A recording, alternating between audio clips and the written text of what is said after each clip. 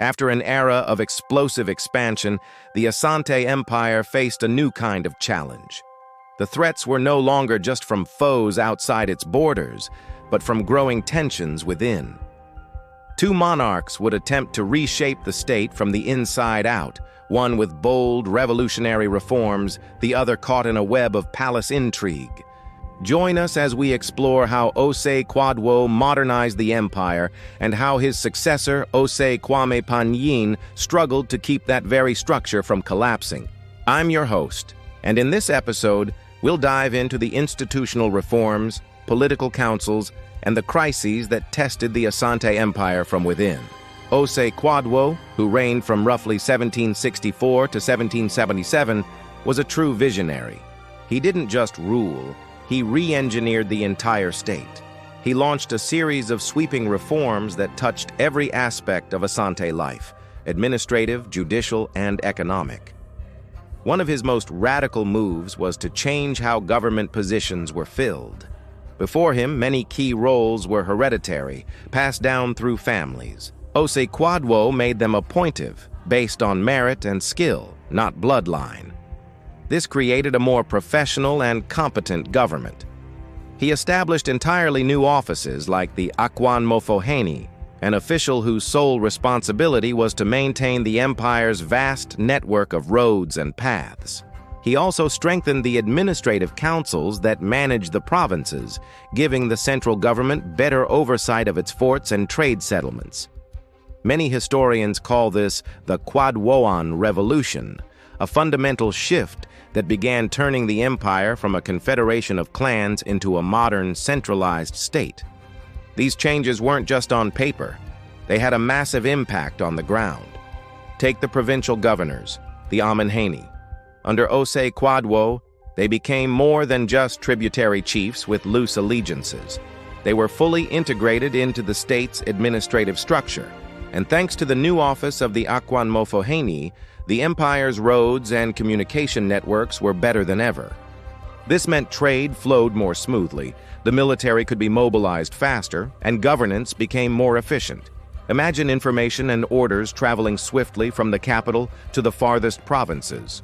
Osei Kwadwo also created a more regular central bureaucracy, a kind of internal council, to streamline decision-making and handle legal appeals.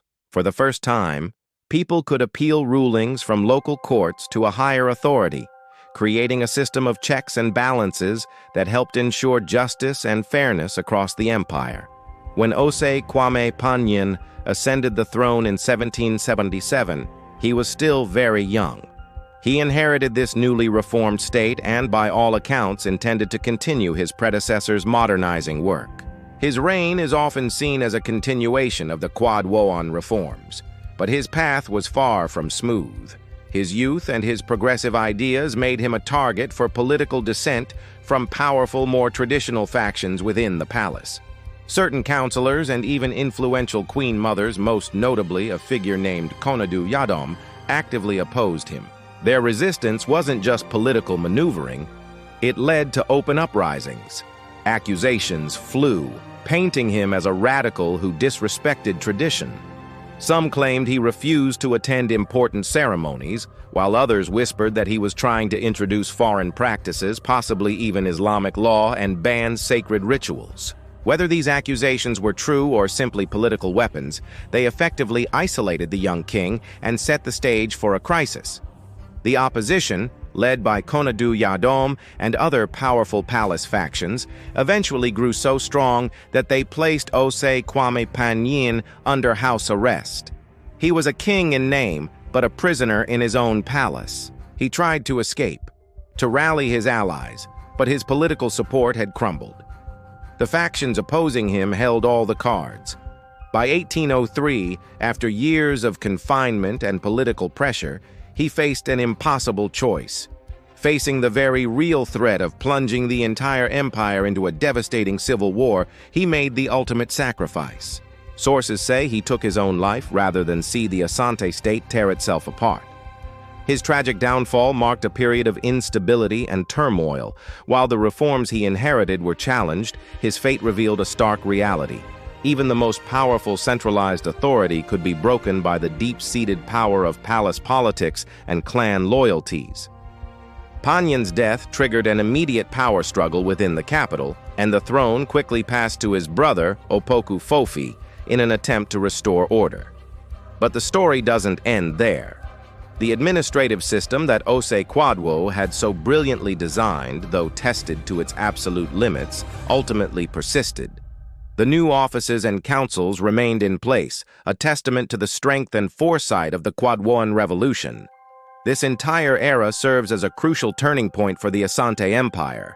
It was a time when the state gained incredible institutional depth and sophistication, but it also exposed the deep vulnerabilities that lay hidden within the palace walls. It showed that building an empire was one thing. Holding it together from within was another battle entirely. Under Osei Kwadwo, the Asante Empire was transformed into a bureaucratic powerhouse. But under his successor, the gilded walls of the palace revealed their cracks. Next time, we'll follow the reigns of later monarchs who will once again expand the empire, pushing its borders even further and coming face to face with the rising power of European nations on the coast. Thank you for watching. If you enjoyed this journey into the heart of the Asante state, please like, subscribe, and join me for episode 4.